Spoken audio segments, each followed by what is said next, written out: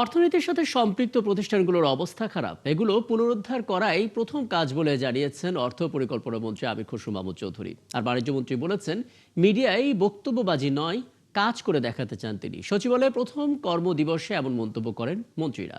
নুরনবী সরকারের প্রতিবেদনে বিস্তারিত।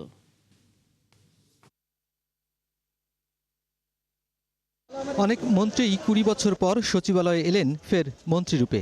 সচিবালয়ে এসে দেশের মানুষকে কৃতজ্ঞতা জানান তাদের প্রতিনিধিরূপে সেবা করার সুযোগ দানের জন্য। যে যার মন্ত্রণালয়ের অধীনস্থ খাতগুলোকে ঢেলে সাজানোর কথা বললেন।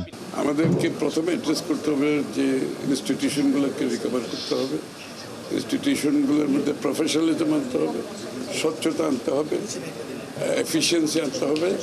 এটা হচ্ছে গুরুত্বপূর্ণ বিষয়, কারণ এগুলোর অ্যাবসেন্সে, অনুপস্থিতিতে আমরা যত বড়ই প্রোগ্রাম নেই এগুলো কাজ করবে।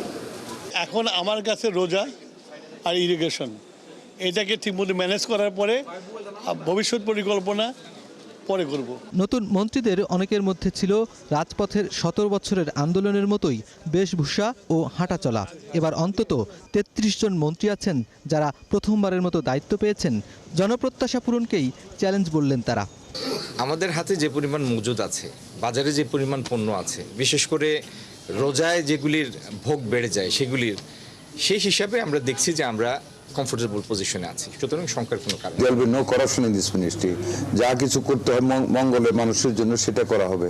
কারো চাপে কোনো কাজ করব না, কারো চাপে কোনো কাজ এনে করা। নির্বাচনে আমাদের ৩১ দফাতে প্রতিশ্রুতি আছে যে আমরা কৃষি কার্ড বিতরণ করব। সেটি নিয়ে ইনশাল্লাহ আমরা যাতে সঠিকভাবে সেই কার্ডটি বন্টন করতে পারি সেই ব্যাপারে আমরা সার্বিক পদক্ষেপ নেব ইনশাল্লাহ। যে আমরা শহীদ প্রেসিডেন্ট জিয়াউর রহমানের হাতে তৈরি, তার সততা, তার নিষ্ঠা, আমরা এটা ওন করি, এটা নিয়ে আমরা চলতে যাই। আমরা এটা দিয়ে আমরা শেষ, আমার জীবনের প্রদীপ আমাদের নিভে যাবে, বাট উই আর একটা পয়েন্টে থাকবো, আমরা সৎ পরিশ্রম করে জনগণের ভাগ্যের পরিবর্তন।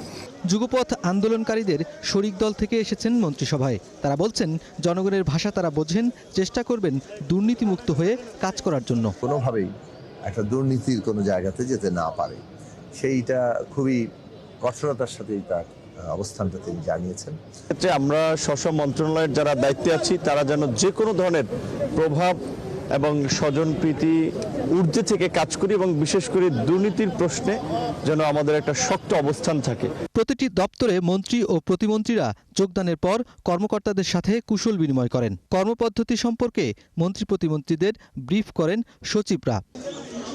নুরনবী সরকার, ৭১, ঢাকা।